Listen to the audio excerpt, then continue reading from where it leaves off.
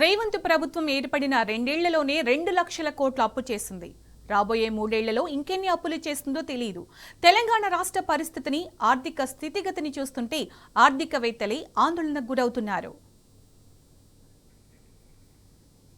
దాఖలాలు లేవు, కొత్త ప్రాజెక్టులు లేవు, పాత ప్రాజెక్టులకి శంకుస్థాపన చేసి లేకపోతే పాత ప్రాజెక్టులకి ఇనాగరాలు చేసి అది మాదని చెప్పుకోవడం, పాత కేసీఆర్ గారు నోటిఫికేషన్ ఇచ్చి పరీక్ష పెట్టిన ఉద్యోగాలు అపాయింట్మెంట్ లెటర్ ఇచ్చి మేమే ఇచ్చామని చెప్పుకోవడం, ఇట్లా కేసీఆర్ గారికి సంబంధించి ఏమైతే చేశారో ఆయన ఈ రోజు అప్పుడు ఇనాగరాలు కాకుండా ఇనాగరేషన్ రిబ్బన్ కటింగ్ కాకుండా ఉండిపోయిన వాటిని ఇప్పుడు రిబ్బన్ కటింగ్ ఇనాగరాలు చేసుకుని అవి మాయం చెప్పుకుంటా ఘనత తప్పితే ఈ రోజు రేవంత్ రెడ్డి ప్రభుత్వం ఒక్క ఇటుక కూడా తెలంగాణలో పేర్చిన దాఖలా లేవు. కాబట్టి అప్పులు చేస్తా పోతుంది. ఓవరాల్గా ఈ నెలలో చూసుకుంటే ఓవరాల్గా అసలు మనకి ఈ సంవత్సరం 2026 ఆర్థిక సంవత్సరంలో మనకు అప్పు చేయడానికి కేంద్ర ప్రభుత్వం ఓకే చేసింది.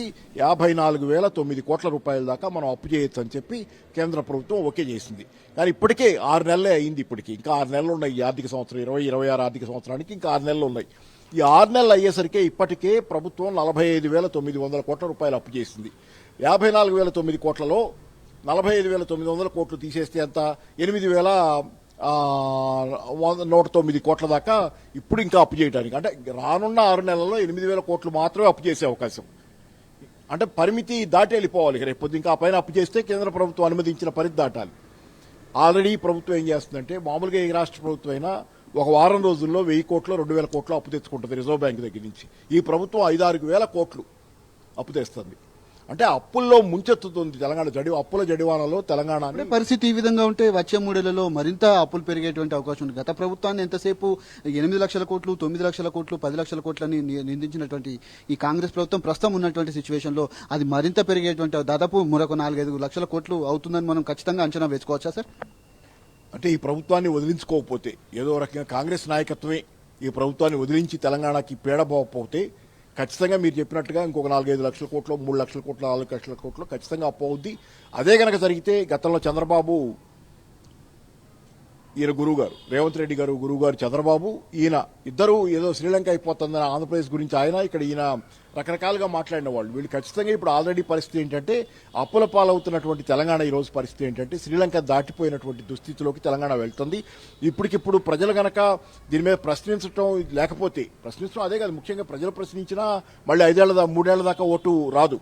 వీళ్ళ ప్రభుత్వాన్ని వదిలించాలంటే కాంగ్రెస్ నాయకత్వమే, రాష్ట్రంలో ఉన్న కాంగ్రెస్ నాయకత్వమే రేవంత్ రెడ్డిని ప్రశ్నించాలి, సీనియర్లు ప్రశ్నించాలి. అలాగే కేంద్ర నాయకత్వం ఎవరైతే హైకమాండ్ ఉన్నారో వాళ్ళ హైకమాండ్ వాళ్ళు కూడా దీని మీద కొంత శ్రద్ధ పెట్టకపోతే తెలంగాణ భవిష్యత్తుని పడంగా పెడుతున్నారు వీళ్ళు. కేంద్ర నాయకత్వం వాళ్ళకు వచ్చే సూట్ కేసుల కోసం ఎన్నికల్లో పోటీకి, అలాగే ఇక్కడ రాష్ట్రంలో మరి ఎందుకైనా పదవుల కోసమా మరి ఎందుకనేది రాష్ట్ర సీనియర్ నాయకులు కూడా తెలంగాణ తాలూకు భవిష్యత్తు పణంగా పెట్టబడి నాశనం చేయబడుతుంటే వాళ్ళు చూస్తా ఇంకా ఇట్లా ఉండటం అనేది కూడా మంచిది కాదు. దీన్ని ఖచ్చితంగా ప్రశ్నించాలి, దీన్ని ఇంతటితో ఆపాలి.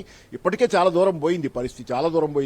దీన్ని రేవంత్ రెడ్డి గారిని ఇంతటితో నిలువరించకపోతే తెలంగాణ ఈ రోజు నిలువునా కొల్లగొట్టబడుతున్నటువంటి వాస్తవం ఉంది. నిలువునా కొల్లగొట్టబడుతుంది తెలంగాణ. డబ్బులు తెచ్చిన డబ్బులు ఏమైనా చేస్తున్నారు, పలానా పని జరిగిందంటే ఓకే, అప్పులు తీర్చడం కొంచెం కష్టమైనది ఒక ప్రశ్న మిగులుద్ది. అసలు ఒక్క పైసా ఎక్కడ ఖర్చు పెడుతున్న దాఖలాలు లేవు, సంక్షేమ పథకాలు లేవు. తెలంగాణ విలవిల్లాడుతుంది. గ్రామీణ ప్రాంతాల్లో రైతాంగం నుంచి యూత్ ఎవరైతే నగర ప్రాంతాల్లో ఉద్యోగాల కోసం ఉన్నారో మహిళల దగ్గర నుంచి సమస్త వర్గాలు ఈరోజు కునారిల్లుతున్నాయి. ఇట్లాంటి పరిస్థితుల్లో తెలంగాణ దుస్థితిలోకి పోతుంటే ఎవరో ఆస్తివంతులు అవుతున్నటువంటి రేవంత్ రెడ్డి గారా, ఆయన బంధువులా, లేకపోతే ఇతరత్ర పెద్ద మనుషులు ఎవరైనా తెలంగాణ ఈ రోజు నిట్టనీలున కొల్లగొట్టబడుతుంది అన్నది నిజం.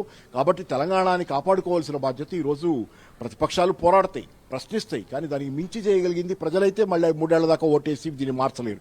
దాన్ని మించి చేయగలిగింది కాంగ్రెస్ లో ఉన్న నాయకత్వం మాత్రమే, సీనియర్ నాయకత్వం మాత్రమే చేసుకోగలదు.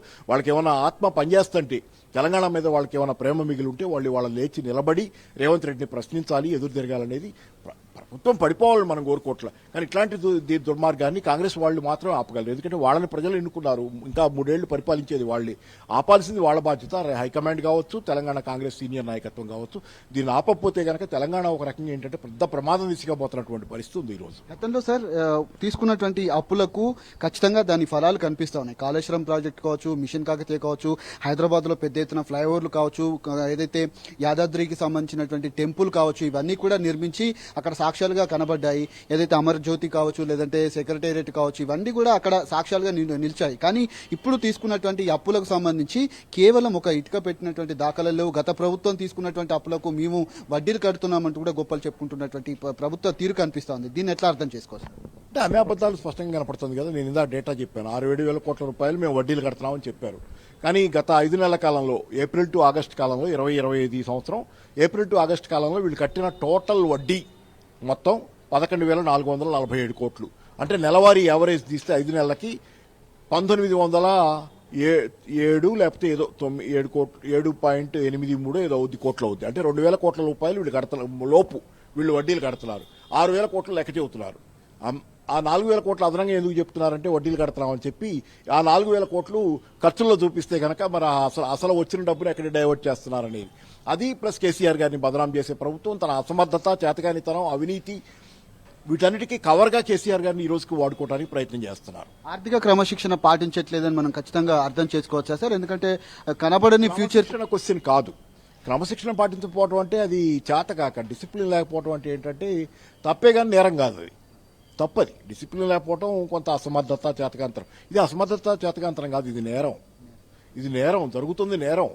డిసిప్లిన్ లేకపోవడం అనేది కొంతమందికి డిసిప్లిన్ ఉండదు. దానికి ఏం చేస్తాం, వాళ్ళు నేర్చుకోలేరు. అది ఖర్చు పెట్టడం ఎలాగో, ఎంత ఖర్చు పెట్టాలో, ఎక్కడ ఖర్చు పెట్టాలో తెలియక పొరపాట్లు జరుగుతాయి. పొరపాట్లు జరుగుతుంది నేరం. కావాలని ఉద్దేశపూర్వకంగా మోసపూరితంగా తెలంగాణ మీద జరుగుతున్న కుట్ర ఇది వారు చెప్తున్నటువంటి పరిస్థితి కనబడుతుంది. దాదాపు ఇప్పుడు తీసుకున్నటువంటి అప్పు చూస్తే రాబోయేటువంటి రోజుల్లో మరింత పెరిగేటువంటి అవకాశం ఉంటుంది. ఇది రాష్ట్ర ప్రభుత్వం ఖచ్చితంగా నేరానికి పాల్పడుతున్నట్టుగా మనం అర్థం చేసుకోవచ్చు. కనీసం ఒక ప్రాజెక్టు పూర్తిగా నిర్మించడం కావచ్చు, దాన్ని పూర్తి చేయడం కావచ్చు, ఏది కూడా చేపట్టినటువంటి కాంగ్రెస్ ప్రభుత్వం గత ప్రభుత్వాన్ని నిందించడం అనేది కొంత హేమైన చర్యగా తాను భావిస్తున్నటువంటి పరిస్థితులు కనబడుతున్నాయి. Sunita. Right Kiran, thank you.